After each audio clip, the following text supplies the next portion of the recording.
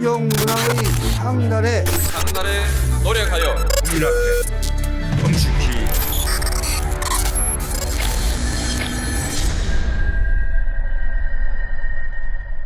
네, 반갑습니다. 정치비와 그땐 왜 시작하도록 하겠습니다.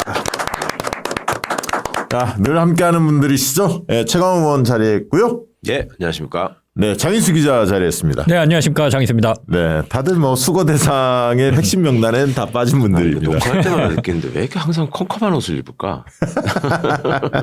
그래도 머리가 하얀해서 괜찮아요. 장례식장도 아닌데.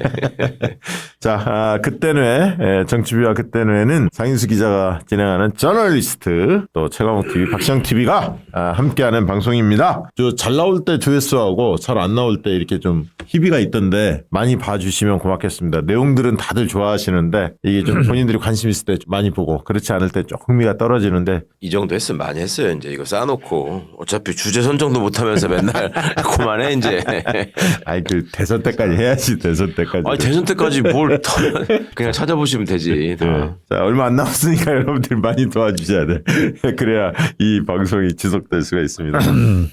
오늘은 많은 분들 관심 가질 만한 주제를 가져와 봤는데 간헐적으로 조금씩 이야기했던 부분인데 좀 더 깊게 한번 들어가 보려고 86세대 정치인들에 대해서 좀 해부를 좀 해볼까 합니다. 86세대 하면 과거에는 386 이렇게 불렀다가 한 5년 10년 전만 해도 586 네. 이런 명칭을 쓰다가 이제는 686으로 바뀌었어 686. 그래서 그냥 86 80년대 학번 60년대 생 86학번 흔히 말하는 학생운동에 한참 흔히 이야기해보면 뭐랄까요. 학생운동의 정점이랄까요? 이것도 전성기. 뒤늦게 정치에 관심 가지신 분들이나 젊은 분들이 볼 때는 왜 굳이 저렇게 86이라고 하나 그것도 좀 황당하실 거예요. 이것도 옛날 얘기야. 옛날 컴퓨터 XT, AT 시대 때 286, 386, 586 뭐 펜티엄이라고 그러고 뭐 컴퓨터 때문에 지금 그 연동돼서 붙였단 말인데 지금은 그런 말 안 하잖아요. 이제 그쵸. 누가 컴퓨터를 근데 이 세대의 동질감이라는 게 좀 있잖아요. 80년대 학번, 아니 물론 그럴 수밖에 60년대 없는데 생. 그러니까 그 명명하는 이유에 대해서도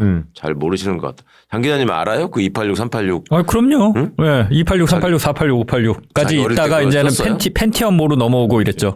아니 그 내 기억에 1994년, 95년에 처음 펜티엄이 나왔거든요. 90년대 다 XT, AT 뭐 이런 거였고. 그렇죠. 네. 이 86세대가 민주당의 86세대 정치인들이 상당히 많아요. 학생운동을 했던 분들이. 물론 이제 국민의힘도 간헐적으로 있긴 합니다. 변절한 분들이 많이 있죠. 그렇지만 주축 멤버들은 다 민주당이 있는데 86세대 정치인에 대한 이야기를 왜 나눠보려고 하냐면 86세대의 시민들 그 당시에 그 80년대 학교를 다녔던 이 학생운동을 같이 했거나 아니면 옆에서 응원했던 분들이 지금 되게 60대 초반 분들이에요. 50대 후반에서 60대 초중반.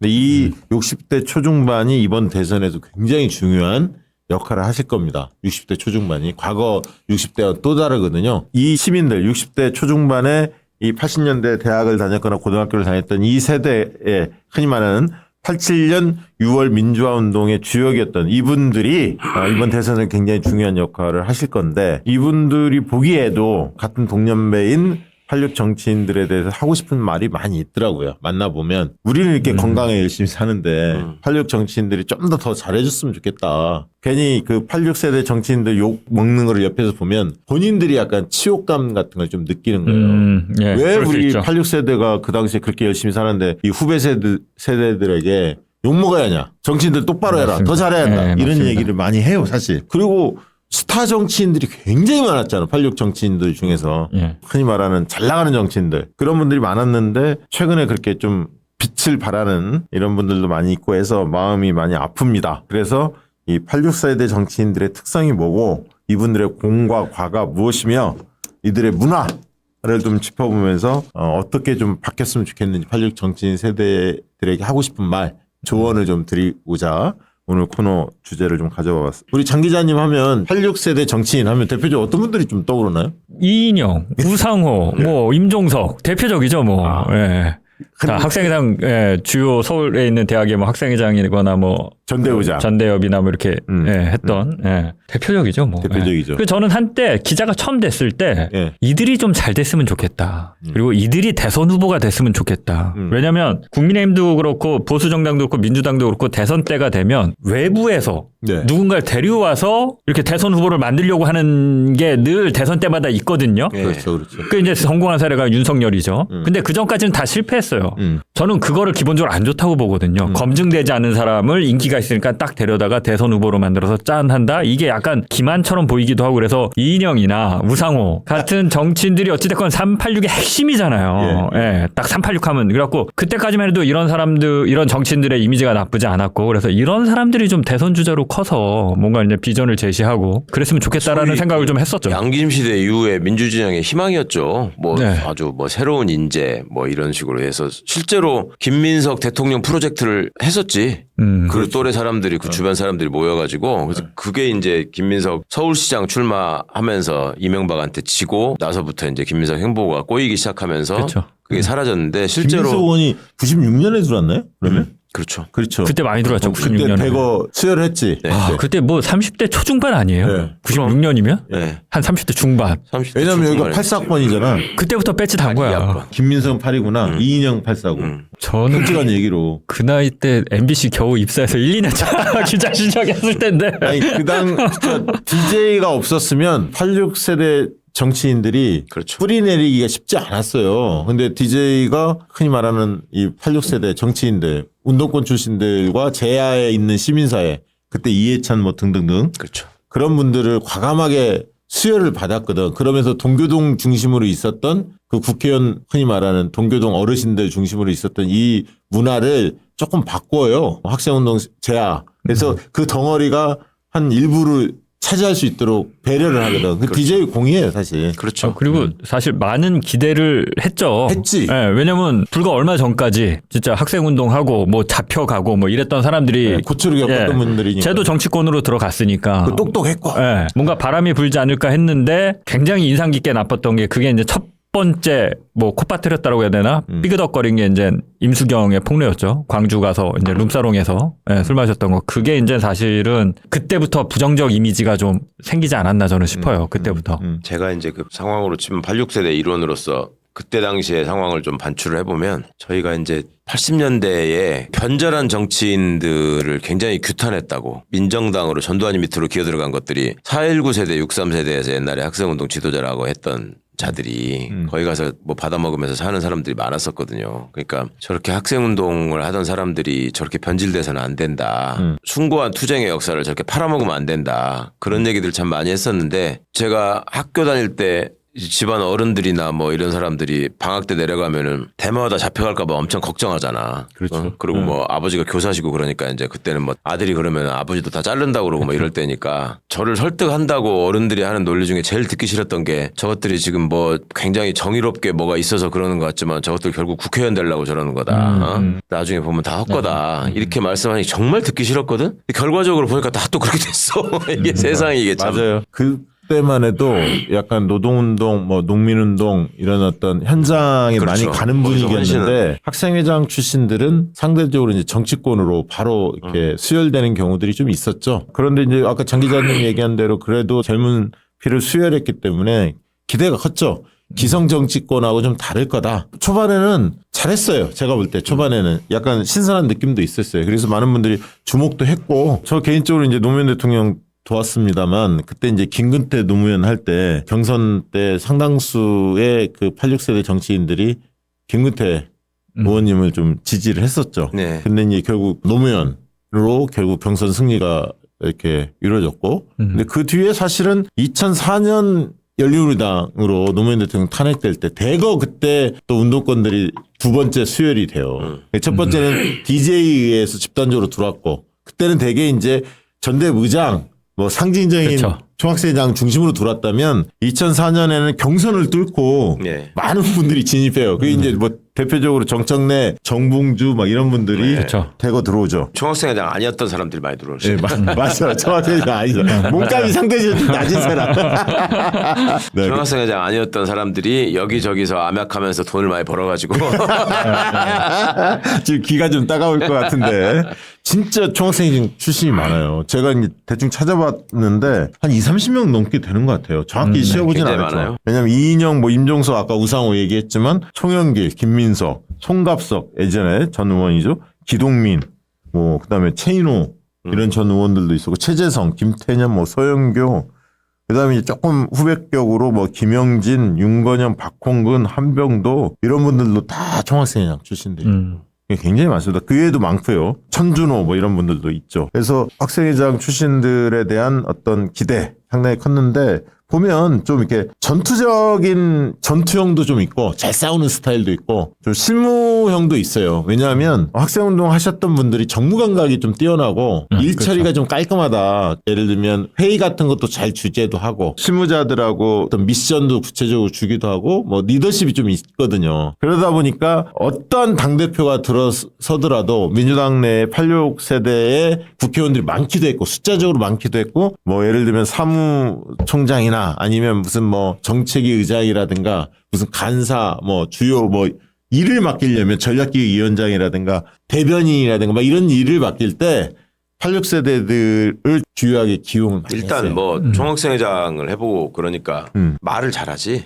네, 그리고 그렇죠. 나름 전략적 마인드도 있고 그러니까 예. 전략위원장, 대변인 이런 거 시키기에 좋죠. 좋죠. 그리고 또 권력의지도 강해. 네, 이 맞습니다. 86세대의 대표적인 특징은 권력의지야, 권력의지. 예. 잘 싸우죠 또. 최민희, 김현 뭐 이런 분들도 아니 잘 뭐 잘 싸우고. 싸우는 건 일부가 잘 싸우는 거고 다 잘 싸우는 건 아니고. 아니, 그리고 확실히 선거에 강한 것 같아요. 선거에 강해요. 선거에, 예. 왜냐면 대학 다닐 때부터 그걸 했으니까 선거 전략 짜고 어떻게 하면 이길 것인가. 그래서 이제 뭐 흔히 말하는 전략 쪽에서 많이 일했던 게 이제 뭐 정태호, 정무적으로도 많이 일했던 게 조정식, 사무 쪽에 권칠승, 이원욱, 뭐 윤호중, 우원식 뭐 이런 분들도 많이 거기는 일을 이제 했고. 아예 당직자로 들어와가지고 네. 있었으니까 예. 당무를 잘 알고. 예, 진성준 뭐 이런 분들도 학생회장 출신들이죠. 그래서 이런 분들이 주로 활동을 했는데 일단 공과 과를 좀 명확히 나눌 필요가 있는데 좀 이분들의 장점은 아까 이야기한 대로 실무 능력이 좀 뛰어나고 정무적 감각이 좀 탁월하다. 이 부분에 대해서는 뭐 이론의 여지는 별로 없는 것 같아. 정치권도 다 인정하는. 그다음에 또 하나 특징이 좀 끼리끼리 문화가 있어요. 자기들끼리 똘똘 뭉치는 거.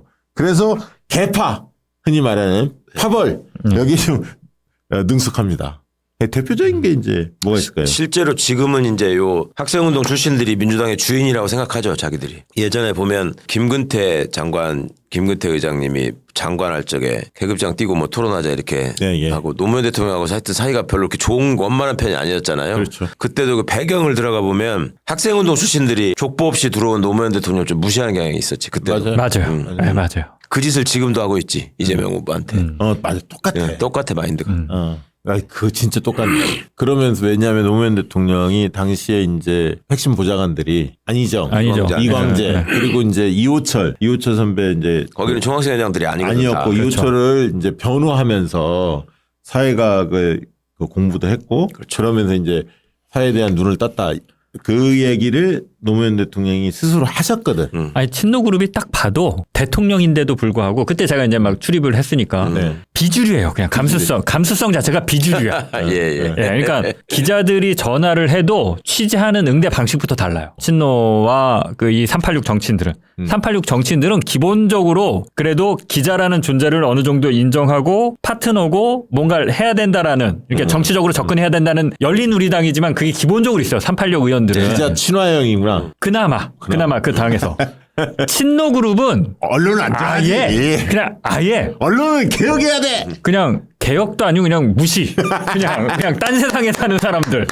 약간 이런 느낌. 있었어요. 이해됐다. 그러니까 감수성이 비주류야. 근데 이제 386 정치인들은 주류기 때문에 기자들이 뭘 물어보면 그래도 그걸 어떻게 전략적으로나 정치적으로나 뭘 하려는 고민을 하는 것 같은데 친노들은 좀 숨어 있는 느낌이 있었죠. 안 그것도 보이는 곳에 있고. 숨어 있는 느낌. 노무현 대통령 자체가 조중동하고 싸웠잖아요. 계속 언론과 각을 세웠기 때문에 그런 부분에 대해서 좀 친화적이지 못했다. 그 얘기는 굉장히 의미가 있네요. 그러면서 이제 예를 들면 민평령 같은 게 있었고 더미래도 있었죠. 그것도 뭐 사실 학생운동 플러스 시민사회 출신들이죠. 더미래가 최대 개파 아닙니까? 그렇죠. 뭐 결속력은 그렇게 뭐 강하지 않지만 숫자는 제일 많다고 봐야지. 그래서 이분들이 주로 이제 되게 당직 선거, 당대표 선거라든가 원내대표 선거라든가 이런 당직 선거가 치러지면 좀 똘똘 뭉치는, 특히 이제 원내대표 선거에 힘을 많이 발휘합니다. 그렇죠. 왜냐하면 당대표는 당원들과 지지자들도 참여하기 때문에 거기에서는 힘을 그렇게 못 써요. 컷오프 할 때는 힘써. 당대표 컷오프 할 때 중앙위원들이 하니까 거기는 이제 이분들의 영향력이 상당히 센데 어쨌든 원내대표 때 꽤 힘을 써요. 그러면서 이제 당직을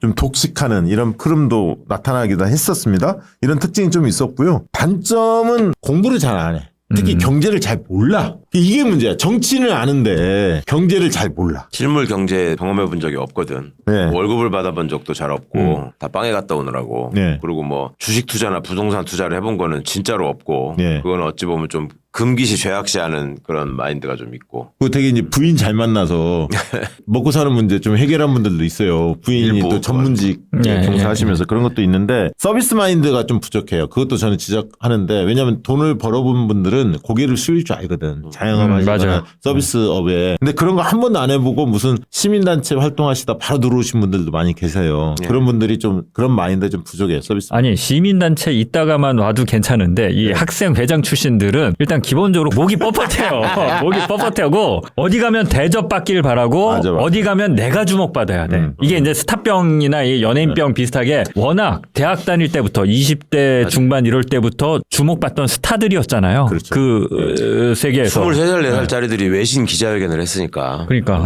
고 학생회 사무실에서. 뭐 임종석 의원은 포스터 있잖아요. 얼굴이 잘생겨갖고 막 그때 네. 여고생들이 뛰어가고 그랬죠. 뭐 뛰어가고 그러다 보니까 대안을 제시하는 능력이 정치 싸움에는 능수능란한데 경제에 대한 어떤 어필할 때는 86세대에서 두각을 나타내는 사람들이 별로 없어요. 실무형들은 그나마 좀 나은데 의장단들 중에서 그런 분들이 좀 안 보여서 사실 송영길 의원이 조금 그런 면에서는 예외적인 느낌이 있었어요. 그러니까 경제를 그래도 송영길 의원이 좀 주목한다 이런 느낌을 좀 주셨고 그래서 사실은 인천시장이 된 측면도 있습니다. 제가 이제 취재 기자 입장에서 보면 386 정치인들의 확실히 강점은 언어에 대한 능력 그리고 지향, 토론 이런 것들 굉장히 강해요. 강하죠.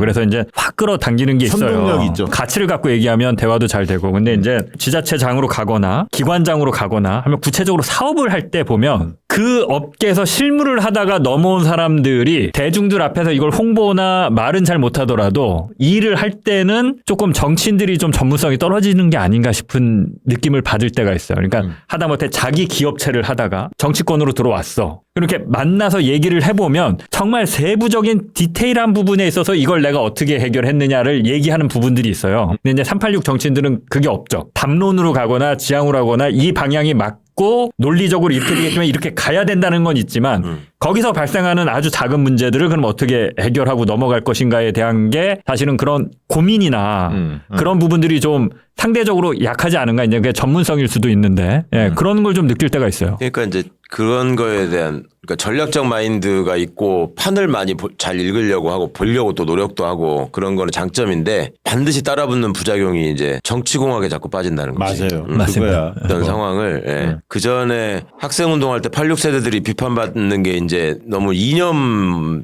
에 치중한다. 소위 말하는 그 자민투, 민민투 이런 게 이제 86세대와 함께 나왔던 저거니까 그런 거였는데 오히려 이제 현실 정치에 들어와가지고는 이념이나 가치에 헌신하기보다는 그때그때 정치공학적인 어떤 판단에 매몰되는 경우가 많아서 그것이 결국 시민들의 마음으로부터 뭔가 좀 찜찜하게 느껴지고 멀어지는 배경이 되죠. 중요한 이야기를 하시네요. 정치공학이라는 표현이. 그러니까 정치공학으로 모든 게 설명력을 설명될 수 있다고 설명될 생각해. 수 있었던 시기가 있었지. 네. 과거에는. 그렇죠. 근데 그 뒤에 정치 풍토도 바뀐 거야. 여의도 안에서만 이루어지는 정치에서는 정치공학이 통해. 근데 여의도에서만 이루어지지 않거든. 광장이 열렸어. 당원들이 참여하고 지지자들이 적극적으로 목소리 내는 시대로 2002년 대선을 계기로 해서 이게 바뀐 거예요. 근데 거기에서 지체 현상이 벌어져. 그렇죠. 이들은 여전히 여의도 중심으로 해석하는 거야. 시민들의 흐름, 당원들의 흐름을 무시하는 거야. 그러면서 집단지성 시대에 뒤처져요. SNS 활동도 제대로 적극적으로 안 하죠. 그다음에 당원들의 변화의 그 흐름을 잘 읽어내지도 못하죠. 그리고 유튜브에 최적화되지도 않아. 유튜브에 잘 안 나와. 그러다 보니까. 그러니까 선동을 하는 재주는 있을지 몰라도 소통은 되게 약하지. 소통이 약하지. 그러면서 최강호 의원이 앞장섰던 이런 검찰개혁. 시대적 과제, 언론 개혁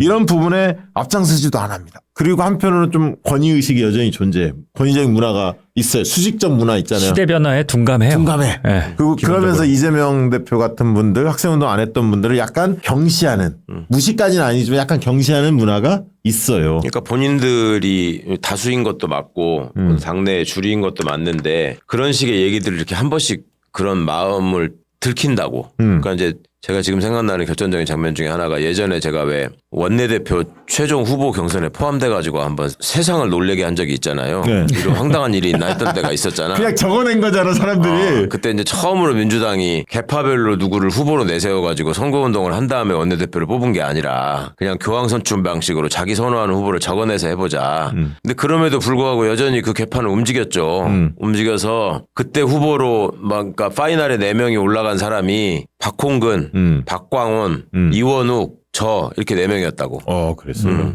그러니까 박홍근을 누가 밀었고 박광원을 누가 밀었고 이원욱을 누가 밀었고 다 그림이 나오잖아. 뭐 이원욱은 정세균기가 밀었을 것 같고, 박강훈은 흔히 말하는 이낙연기가 밀었고, 박홍근은 학생운동하는 더미래. 그러니까 지금 얘기하는 총학생회장들이 밀었겠죠. 그렇지. 이원욱은 이인영하고 가까우니까 또 이제 일부 고대표가 일부 일부 고대표가 있고 뭐 그런 거였는데 제가 이제 그때 갑자기 거기 들어가니까 그 현장에서 4명의 이제 최종 경선 후보를 발표한다고 이렇게 딱 얘기가 나오는데 제 이름이 딱 나오니까 진짜로 그 의원총회장에서 난 깜짝 놀랐던 게 그러는 거야. 그렇게 놀랄 일이야 그게?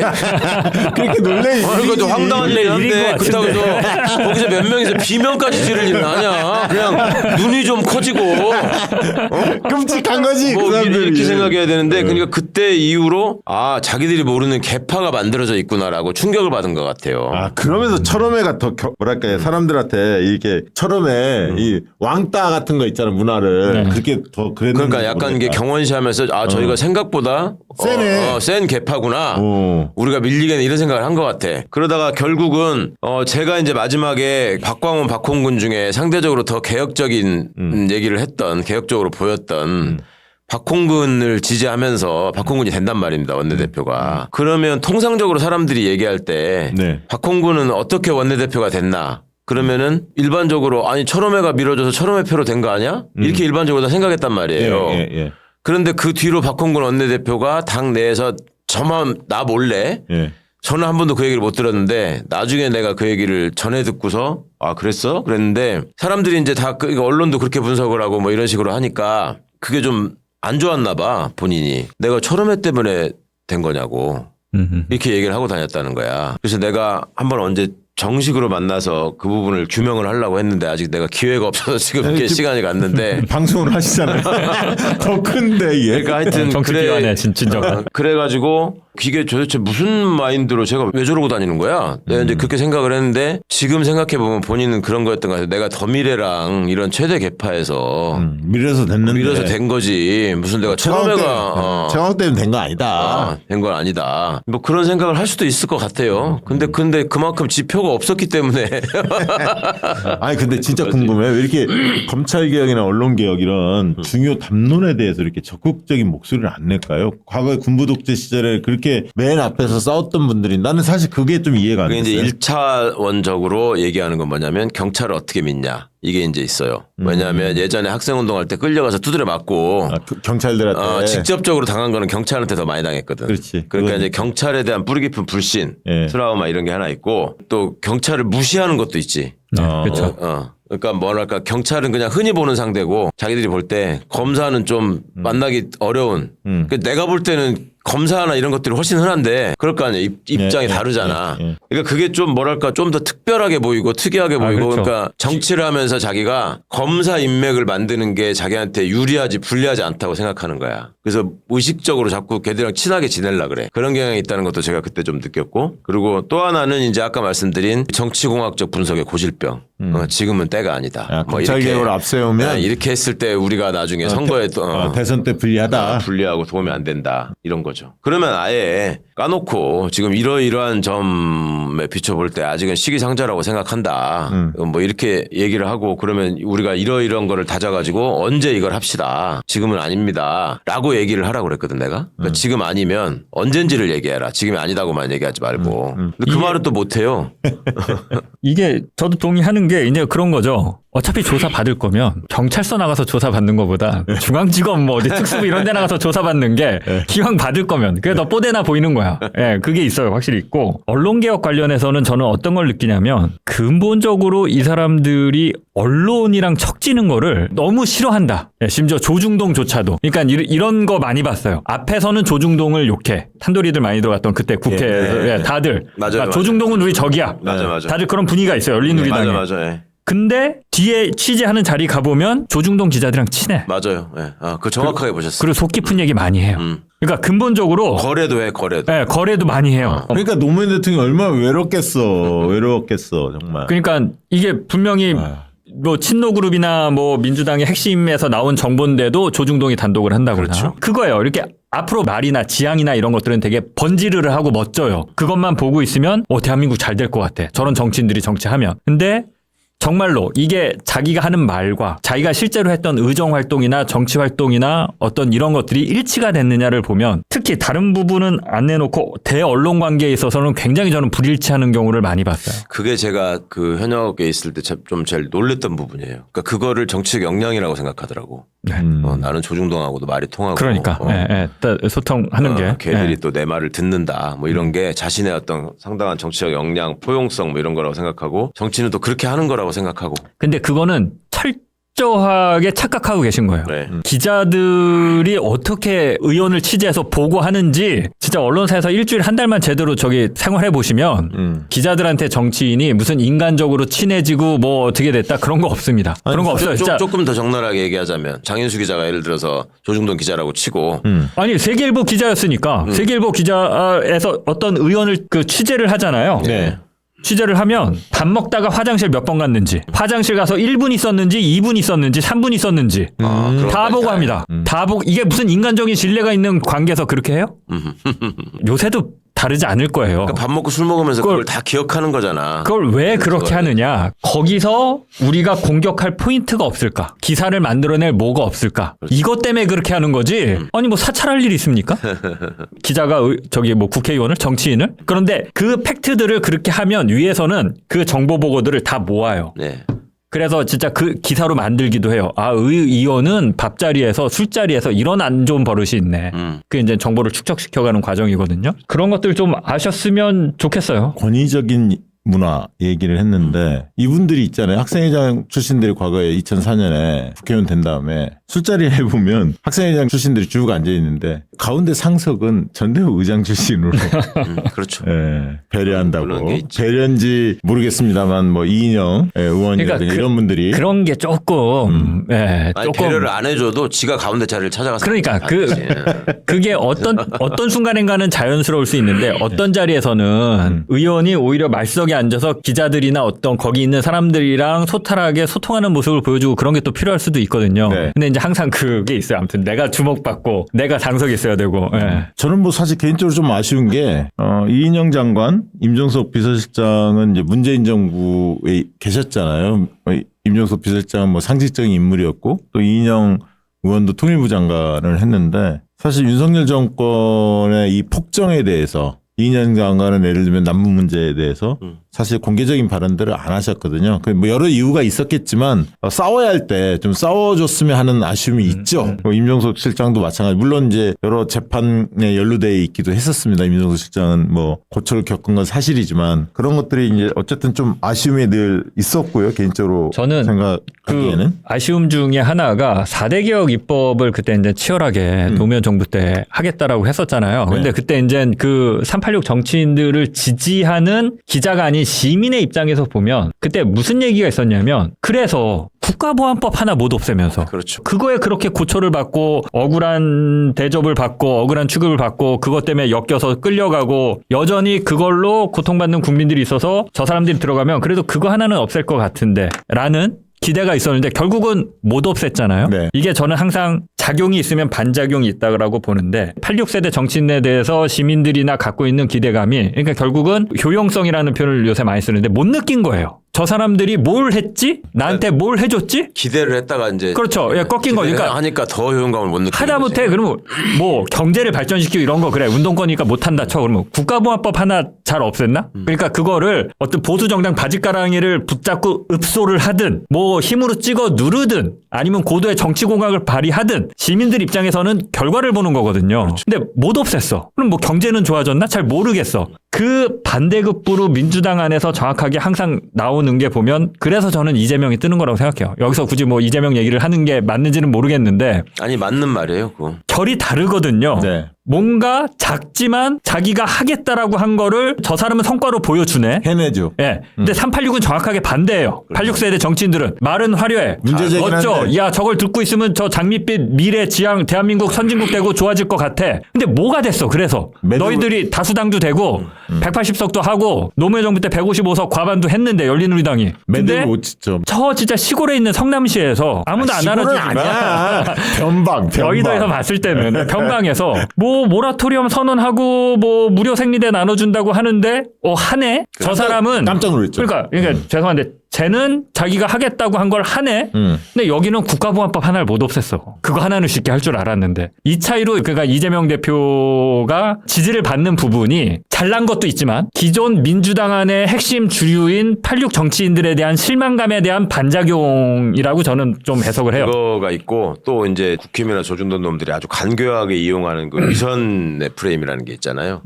그게 좀 먹혀드는 부분이 그런 게 있지. 그러니까 우리 세대가 뼈아프게 반성해야 될 부분이 어쨌거나 86세대가 세상의 중심으로 한 게 지금 오래됐어요. 20대 때부터 시끄럽게 했지만 맞아요. 이제 세상에 나와서 저기 한 거는 30대 때부터 본격적으로 지금 했는데 이제 60대까지 거의 다가와 있는 상황에서 그러니까 30년 내내 국회의원하고 있는 거야. 그 가장 세대는. 뭐랄까 그 진보적인 어젠다와 평등지향적인 얘기를 많이 했거든. 근데 그래놓고 결과를 보면 지 애들 특목고 보내고 유학 보내려고 막 저기 하고 실제로도 국회에 있고 할 때도 애가 뭐 무슨 대학 들어갔다고 막 학벌 자랑이나 하고 그러고 있어. 그리고 학생운동 출신들끼리도 옛날 학교 가지고 뭐 소위 말하는 스카이 중심으로 돌아가는 뭐 그런 것도 있고 그러니까 그런 어떤 구태를 이게 벗어나지를 못하고 그리고 또 사교육 시장을 또 이게 굉장히 확장시킨 또 공로가 있잖아요. 이게 이제 안 맞는 거지. 그러니까 애초에 이제 우리가 꿈꿨던 세상의 모습이 그러면 이런 거였냐. 우리 80년대 학교 다닐 때만 해도 나이 30에 우린 뭐 이런 노래가 나와서 유행했던 이유가 30이 되면 벌써 기성세대가 되고 그때가 되면 뭔가 세상을 바꿨겠지 이런 생각이 있었는데 그게 저는 제일 쓰라린 지점이죠. 자, 이 대목에서 장인수 기자가 굉장히 흥분했는데 다운시키는 의미에서 맞아, 흥분했나요? 장인수 기자가 쓴 책 소개를 하도록 하겠습니다. 자, 이 책이죠. 작심하고 다시 기자. 요 책입니다. 요 책. 자, 이 책을 여러분들이 많이 읽어주시면 고맙겠습니다. 도움이 되긴 해요. 근데 우리가 광고하면 이게 이거 도움 되죠. 자, 예, 많이 된다고 해요. 출판사 사장 얘기로는. 예. 이 책에 장인수 기자의 특정 보도들이 쭉 나오거든요. 근데 일관된 공통점이 하나 있습니다. 뭐냐면 검찰과 언론이라는 거대한 권력이 어떻게 작동되고 있는지 그들이 어떻게 국민을 기만하는지 구체적으로 다 드러내고 있습니다.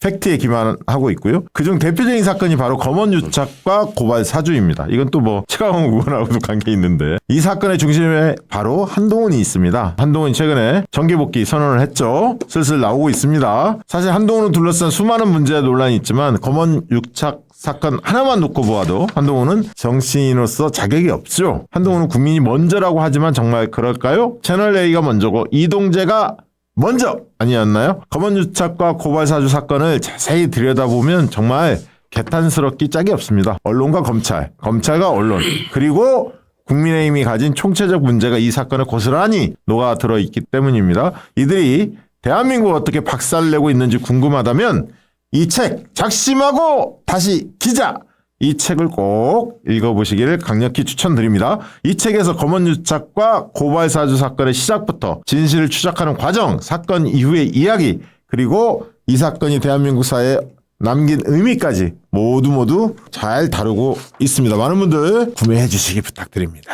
디올백 관련한 부분인데 네. 한 대목만 좀 낭독을 해드리겠습니다. 네. 그러니까 이제 제가 디올백 보도를 하고 나서 조용했어요. 세상이. 저는 세상이 뒤집어질 줄 알았는데 조용했어. 그때 느꼈던 제 당혹감입니다. 2일차, 3일차 보도가 나가면서 유튜브 등 대한 매체들도 사건을 다루기 시작했다. 하지만 여전히 몸을 사리는 분위기는 역력했다. 정치권의 반응도 더뎠다. 시청자들만 실시간 채팅창에서 상관없는 기사의 댓글란에서 디올백 사건을 외치고 퍼나르고 있었다. 힘 있는 사람들은 침묵했다. 영상이 있는데도 김건희가 디올백을 받은 사실이 사실로 대접받기까지는 상당한 시간이 필요했다. 팩트는 맞거나 틀리거나 둘 중에 하나지 중간은 없다고 생각했는데 순진한 착각이었다. 팩트도 의지와 권력관계의 산물이었다. 치열한 투쟁을 통해 권력자들의 방어막을 뚫어내야만 비로소 사회적 팩트가 될 수 있다는 사실을 깨달았다. 치열한 투쟁을 벌여준 건 언제나 그렇듯 깨어있는 시민들이었다. 네. 네. 아마 아마 손에 딱 들면 한 3시간 정도면 다 읽을 수 있습니다. 술술술술 잘 넘어가는 책이니까 여러분들 꼭 한번 책 구입해 주시면 좋겠습니다. 작심하고 다시 기자 소개 마치도록 할게요. 토크 이어가 보도록 하겠습니다. 586 세대 지금 이제 686이라고 불릴 수밖에 없는데 이 86세대가 독주를 하다 보니까 후배 정치인들이 불만이 굉장히 많습니다. 특히 많죠. 이제 저 같은 경우는 이제 뭐 86세대 마지막 끄트머리 권력은 누리지 못했고 끄트머리 그 학번 세대인데 우리 장인수 기자 같은 세대들이 불만이 굉장히 많을 것 같아요. 한마디 해주세요. 2005년, 6년 그때죠. 그때 열린우리당 출입할 때 만났던 보좌관들 네. 지금도 보좌관입니다. 그 배지 단 사람이 얼마 없어. 맞아요. 네. 단적으로 아주 확실한 지적이야. 그러니까 그냥 이게 지금도 보좌관이야. 그때 의원들이 지금도 의원. 학생운동 때도 후배. 자기 그냥 받쳐주는 꼬마로 알고 후배입니다. 의원 돼서도 계속 꼬마로 알아. 그래서 김성애 의원 같은 경우가 이제 그런 점에 대한 맞아요. 본인의 문제의식이 굉장히 강했죠. 손혜원, 정청래, 손혜원 네. 보좌관 했죠. 그러니까 이제 정청래 의원의 보좌관을 했잖아요. 예. 정청래 8호 학번이고 김성애가 89인가 90인가 그래요. 90. 하여튼 네, 그 그 정도 됩니다. 김성애 고대 부총학생 예. 출신이잖아요. 90학번인가 91학번인가. 그런데 하여튼 정청래 의원은 계속 김성애를 자기 보좌관이라고 생각해. 그리고 이제 지난번에 됐을 때도 김성애 당시 우리 열린민주당 대변인한테 자기 보좌관을 하라 그랬어. 김성애는 나는 이제 더 이상 보좌관 안 한다.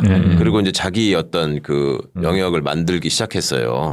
잘했죠. 그건 아주 열심히 했고 잘했고 실력을 보여줬죠. 그래서 김성애가 이제 사람들한테 알려지고 자기 자리를 찾아간 거지. 근데 그러기가 참 쉽지 않았어요. 맞아요. 제가 김성애의 얘기도 듣고 김성애 의원이 뭐 도와달라고 해서 나름대로 무슨 이렇게 어떻게 도울 수 있을까 생각하면서 뭘 또 하고 하는 과정에서 보면 아 이게 90년대 학번들이 열 받을 만하구나 하는 게 상당히 느껴지고 그러니까 당내에서 무슨 얘기를 하고 아니 청와대에서도 그런 일이 있었어. 우리 저 민정비서관을 김영배 나가고 나서 후임 비서관을 뽑는데 이광철 비서관을 언급을 하니까 청와대 안에서 너무 어리다는 거야. 대통령이 그 말씀을 들어주셔서 아니 당신들 예전에 노무현 참여정부 청와대 때 몇 살이었는데 이걸 지금 어리다고 하냐.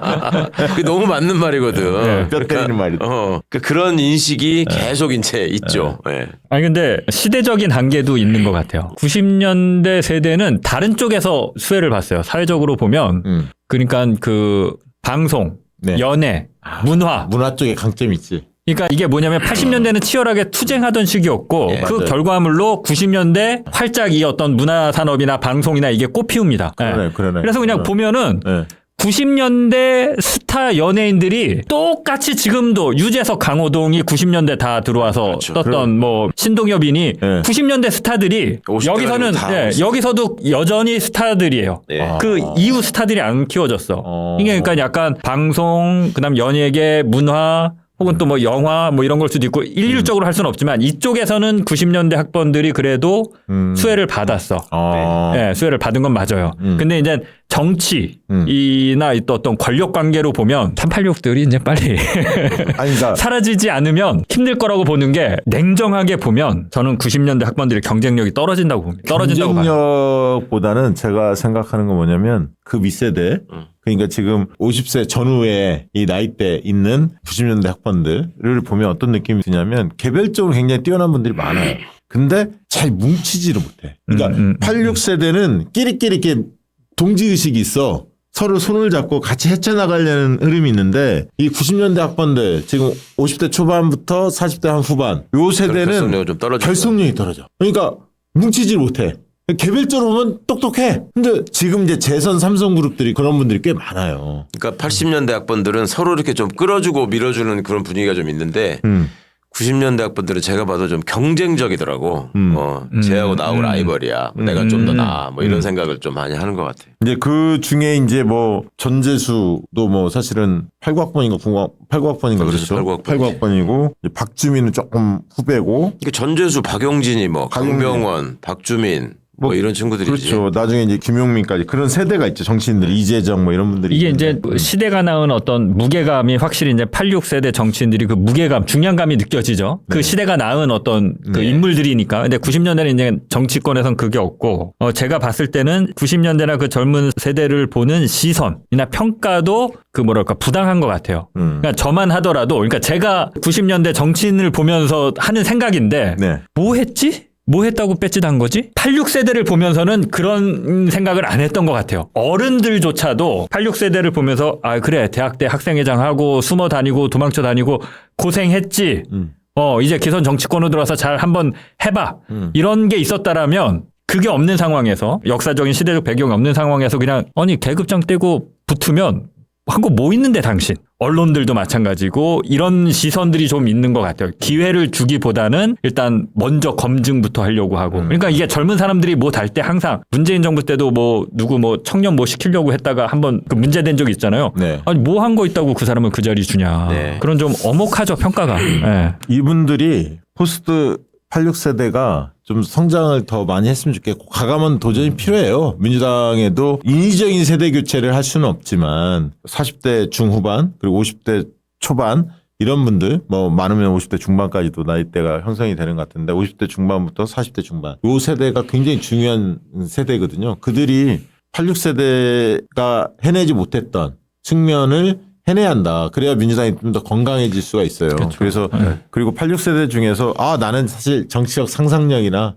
열정 이런 게 이제 떨어져 있다. 이러면 이제 한 발 다음에는 좀 물러날 용기가 좀 필요해요. 잘하는 분들은 계속 하시고 네. 내 에너지가 떨어졌다. 새로운 에너지가 별로 없다. 그럼 쉬시는 게 맞습니다. 그러니까 앉으면 옛날 얘기하는 사람들이 있거든. 그만해야 돼 그런 사람들 이제. 그러니까 과거의 영광에 계속 머물러서 취해 그거 취해가지고 계속 그러는 거는 정치 아니라 다른 분야에서도 그런 사람은 이제 더 이상 쓸모가 없는 사람이라는 그게 그냥 자백이에요. 그러니까 그런 게 있고 또 하나 이제 안타까운 점은 그러면 이 사람들을 대처할 만한 세대나 어떤 세력을 우리 지금 민주개혁 진영이 가지고 있느냐. 그거를 또 이제 아프게 돌아봐야죠. 맨날 청년 정치인이 없다 뭐 왜 키우지 않느냐 이런 얘기만 하는데 그거를 누가 억지로 키워줄 수는 없는 거예요. 지금 자기가 맞아요. 성장을 해야지. 맞아요. 네. 맞아요. 자기가 실력을 보여주고 뭔가 새로운 비전을 제시하면서 가야 되는데 이 586 세대의 어떤 안타까움, 부끄러움 뭐 이런 것들을 만큼이나 40대도 다 청년이라고 하잖아. 30, 40대에서 뭐 정치를 하겠다고 지망하는 사람들이나 움직이고 있는 사람들을 보면 도대체 뭐가 다른가라는 생각이 드는 거죠. 그러니까 젊음 하나로는 통하지 않죠. 그러니까 나이가 어리다는 것만으로 청년은 맞아요. 아니에요. 생각이 젊고 세상을 바라보는 시각이 젊어야지. 아니 그리고 그 동년배에 있는 사람들의 마음을 얻어내야 돼. 그렇지. 이게 중요해. 맞습니다. 30대 정치인은 30대 마음을 얻어내고 그걸 또 설득할 수 있어야 하고 잘못 가고 있으면. 그러니까 제가 현역 시절에도 예를 들어서 우리 애들하고만 얘기를 해봐도 뭔가 이게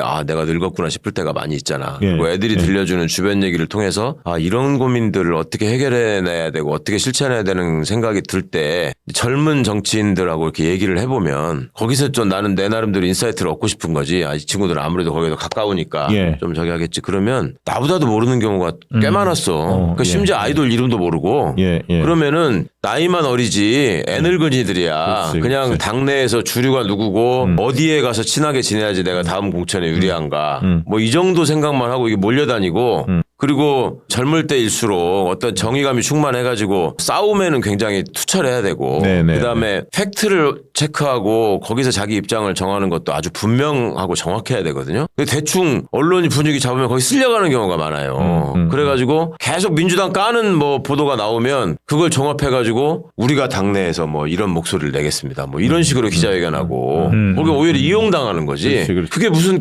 젊은 정치예요. 그러니까 이제 86세대 정치인들은 그건 있어요. 그 86세대의 그 시민들이 86 정치인들이 어떻게 보면 우리를 대표해서 정치를 잘 해달라. 그거를 밀어준 게 있어요. 네. 그 세대의 그렇죠. 대표 정치인은 인정해줘. 86 정치인이다라고 인정을 해준 거야. 네. 잘했든 못했든. 네. 그럼 지금 30, 40대 이 젊은 유권자들, 그 시민들은 민주당의 30, 40대 정치인에 대해서 어떻게 생각하냐. 우리를 대표하는 정치인으로 보고 있느냐. 이 점에 대해서 한 번쯤 더 생각해 보셔야 돼요. 맞습니다. 부족한 거를 그럼요. 채워야 돼, 빨리. 그게 핵심이지. 그게 핵심입니다. 우리를 팔아서 지금 저 자리에 가 있느냐, 우리를 저기서 대변하고 있느냐, 그렇죠. 이거 엄청난 차이거든. 그렇죠. 그걸 그러니까 해내셔야 이게 돼. 우리 젊은 의원들이 네. 젊은 정치인들 그걸 해내셔야 하고 콤보차 네. 먹고 합시다. 네, 이 콤보차 오가픽 콤보차 광고 네. 시간입니다. 박시영 먹자, TV만을 위한 윤석열 헌법재판소 파면 인용 기원 특별 이벤트 연장 실시한다고 합니다. 약초하기로 조선행 박사가 40년 연구하여 가시오가피 열매 세계 최초 품종 특허 열매 추출 특허로 농축 발효한 명실상부 최고 명품 오가픽 건강 음료입니다. 오가픽 콤부차의 주원료로 사용하는 가시오가피는 명나라 본초 강목에 한 묶음의 가시오가피를 얻는 것은 한 술의 황금을 얻는 것보다 낫다. 동의보감에서는 신선의 약이다. 이렇게 소개했고요. 러시아 올림픽 대표팀이 경기력 향상, 체력과 집중력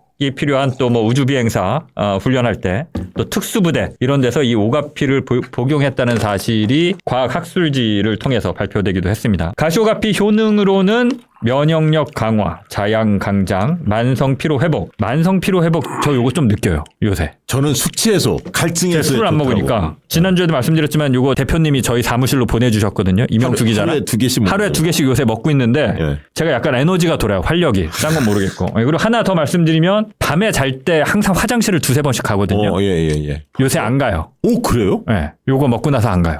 밤에. 그냥 좀 아침까지 자요. 푹 자는구나. 그러니까 다른 변수는 제가 이것 때문이라고 단어는 못 하겠는데 다른 변수는 없어요. 제가. 자다가 최근에. 화장실 가는 거 그거 귀찮기도 하고 되게 안 좋은 거. 되게 안 좋잖아요. 되게 스트레스 받거든요. 한 2번씩은 꼭 가니까. 그 원래 당 있는 사람들은 특히 그래요. 네, 제가 당 수치가 조금 높아요. 어. 아무튼 심혈관 건강, 항산화, 간 건강, 신경 안정, 스트레스 완화 뭐 이런 데 좋다고 하고요. 식물성 프로바이오틱스 소화 기능, 배변 활동, 장 건강에 탁월한 효과를 보이고 있다고 하고 동의보감에서 남성은 발기부전, 여성은 음부 소양증을 개선한다고 이렇게 적혀 있다고 합니다. 오가픽의 모든 원료는 국내산으로 농약, 방부제, 화학첨가제 일체 사용하지 않았고 냉동 차량, 냉동물류 보관으로 최상의 맛과 효능, 품질을 유지해 달라고 이렇게 말씀하시네요. 음용 방법, 그러니까 먹는 방법은 아침 공복에 1포, 회식 오후 또는 회식 후 1포 섭취를 추천합니다. 제가 지금 요새 딱 이렇게 먹고 있거든요. 아침에 일어나서 공복에 하나 먹고. 잘 지키는데. 아니, 지금 이것 때문인 것 같아, 진짜. 예. 이거 중요하다고 여기 별표 추천주셨는데, 이재명 대표님도 꾸준히 잘 드시고 계신다라고 합니다. 왜냐면 이 사장님이 우리 당원이에요. 당원이고. 그러니까. 도민주점 신회에도 열심히 참여하고 계시는 분이에요. 예. 박시영 TV 시청하시는 분들을 위한 특별 이벤트 하루 더 연장했다고 하고요. 기존 34% 할인에 48팩 플러스 16팩, 24팩에 플러스 3팩 추가 증정해드리고 있고요. 이번 기회에 오가픽의 놀라운 효능 한번 경험해 보시길 바랍니다. 네, 제가 듣기로는 패키지를 그래서 좀 여러 개로 나눴다고 들었어요. 그리고 저는 이게 비싸다고 생각했는데 이게 그렇게 보면 한 팩에 1,500원 정도래요. 네네. 그러니까 이게 편의점에서 뭐 그냥 음료 사 먹는 값도 안 되는 거예요. 어떻게 보면 커피 한 잔 값도. 제품 수령 시 최상의 맛을 위해 반드시 냉동 보관 이거 되게 강조하시네요. 구매 방법은 유튜브 더보기 구매 링크 참고하시고요. 배송 메시지에 박시영 TV 보고 구매한다라는 내용을 꼭 적어달라고 합니다. 네이버 쇼핑에서는 오가픽 이렇게 검색하시면 됩니다. 네, 고맙습니다. 오가픽 콤보차.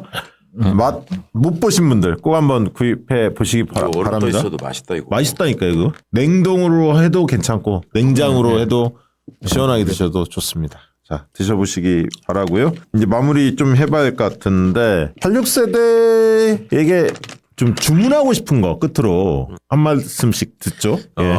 국민들이 알아주지 않는데 자꾸 지도자인 척 하지 말고 지도자가 되고 싶으면 보다 더 국민들의 소리를 듣고 그 안으로 들어가서 공부를 해라. 이제 얼마 안 남았어요. 사실 22대 국회, 23대 국회까지 가면 이제 그만해야 돼. 그러니까 멸종 직전이니까 그 전에 뭐라도 이제 성과를 확실하게 남기고 그래도 우리 세대의 자부심을 좀 남겨주려면 네. 더 노력해야 되고 그리고 자꾸 이제 뒤에 몰려 앉아가지고 뭐 수근수근 거리지 말고 앞으로 나와서 광장에서 국민들하고 대화해라, 시민들하고 대화해라 그런 얘기를 하고 싶습니다. 저는 그 얘기를 좀 드리고 싶어요. 첫째는 이제 검찰개혁이나 언론개혁이나 이런 어떤 시대적 과제에 대해서 적극적으로 좀 싸워줬으면 좋겠다. 네. 이 바람이 하나 있고요. 두 번째는 여의도 정치공학에 갇히지 말고 민심의 변화를 잘 읽어내라. 결국 정치와 선거는 누가 민심을 얻느냐의 싸움이거든요. 근데 여의도 정치공학으로 해석이 잘 안 됩니다.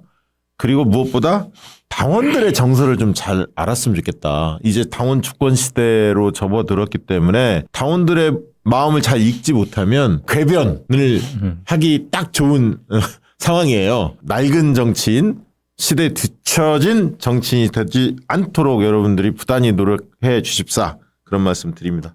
우리 장인수 기자도 한 말씀 주시죠. 네, 저는 뭐 97세대 나름 대표 주자 기자로서 뭐 97세대의 강점을 좀 말씀드리면 조직 생활 해보면 MZ세대랑 86세대는 넘을 수 없는 강이 느껴져요. 네. 86세대들은 MZ세대 죽었다 깨나도 이해 못하는 것 같아. 근데 97세대의 강점이라고 하면 유연함. 왜 86세대가 저렇게 대접받고 어떤 어려운 시대를 살아와서 저렇게 했는지를 이해합니다. 97은. 예, 이해합니다. 그렇죠. 예. 네. 근데 MZ들은 또 그걸 이해를 못해요. 그렇죠. 너무 그냥 꼰대일 뿐이야. 그치. 그냥 뭐 했다고 저 계속 전화나. 근데 네. 나름대로 존경심 듣고 이해는 해요. 근데 너무 오래 해먹었지. 86이 너무 오래 해먹었지. 그만해라. 예.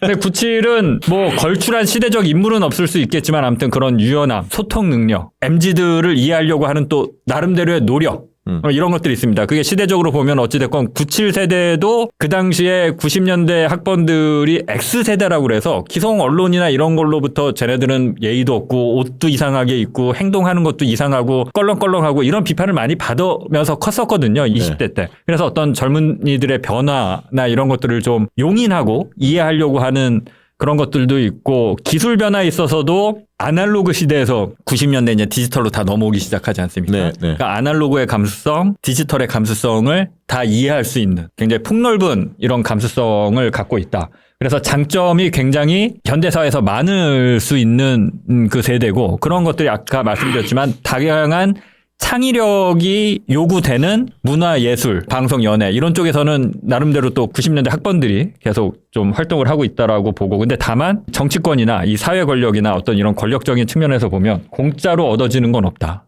투쟁을 해야 된다. 근데 이 투쟁하는 능력, 싸워서 쟁취하는 능력이 기성세대보다 좀 97세대가 떨어지는 게 아닌가. 그리고 혹은 86세대에 좀 눌려있는 거 아닌가. 우리 세대가 자신감을 갖고 사회의 주축으로 조금 더 자신감 있게 좀 우뚝 설 수 있지 않을까 이렇게 조심스럽게 그러니까요. 기대를 해봅니다. 뭐니 해도 그래도 86세대는 민주화를 이룬 세대예요. 민주화의 시대에 또 걸맞게 성장하고 그래서 지금도 일종의 명성을 유지하고 있는 면이 있는데 이제 다음 세대에서는 민주화 이후의 세대에 관한 담론을 주도해야 되는 거죠. 우리가 이제 앞으로 가야 할 복지사회의 길 뭐 이런 데서 저는 특히 확실한 역할을 해주셨으면 하는 바람이 있습니다. 네, 오늘 86세대 정치인들 해부를 해봤습니다. 숙제가 많이 주어졌습니다. 잘했으면 좋겠습니다. 자, 오늘 방송은 이것으로 마치도록 하겠습니다. 고맙습니다. 감사합니다.